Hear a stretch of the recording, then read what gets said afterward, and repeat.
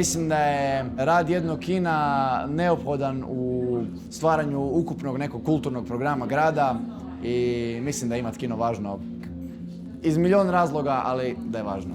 Kino je na ovoj lokaciji zapravo datira s početka 20. stoljeća kada ga poznajemo pod nazivom Alhambra. Kroz godine postaje i kulturni centar, sportska dvorana, mjesto koncerata, a do 2006. ga poznajemo pod nazivom Kino Zagreb. Pula je 70. i 80. godina imala čak 4 kina, to su bili Kino Beograd, Kino Zagreb, Kino Partizan i Kino Istra. Tijekom 90. godina bilo samo jedno kino, Kino Zagreb, koje je bilo u privatnom vlasništvu i nije postojala mogućnost njegove renovacije, naravno zato što je to jako velika investicija. Zahtijevalo se imati bolju sliku, bolji zvuk, udobnija sjedala. Nekada smo ovdje u Kinu Zagreb, sadašnji Kino Vali, imali drvene stolice. I od 2008. točnije od 18. srpnja 2008. otvara se Kino Vali. Ime je dobilo prema glumici Alidi Vali, rođenoj Puležanki. Više volim gledati filmove u kinu nego doma. Zato što je ovdje puno bolje, gasi se svjetlo i što bolje vidimo i veliki je pano. Kokice i piće. U školi isto pričamo o filmu. Kino Vali je mjesto za sve generacije. Želja nam je da od najmlađih gledatelja do onih najstarijih svi pronađu ponešto za sebe.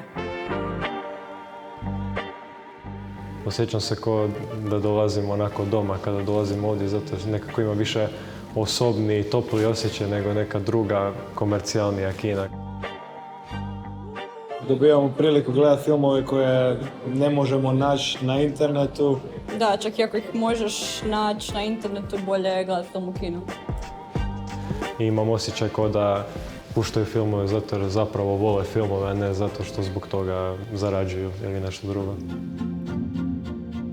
Osim filmskog programa, Kino Vali također ima i popratne programe poput koncerata, kvizova, izložbi i još ponekakvih alternativnih sadržaja.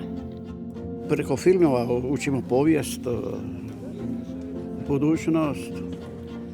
Ono što nekako vidim da se dešava i u našem Kinu Vali, ako se naša ustanova bavi filmskim prikazivaštvom općenito, imamo i druge programe, Circolo Classic, Kino u kvartu, naravno naš najvažniji i najveći program je Pulski filmski festival. Ljudi sve više vole evente, vole događanje, vole da im se pripremaju smisleni programi unutar nekih određenih okvira i nekako mi se čini da je možda to budućnost.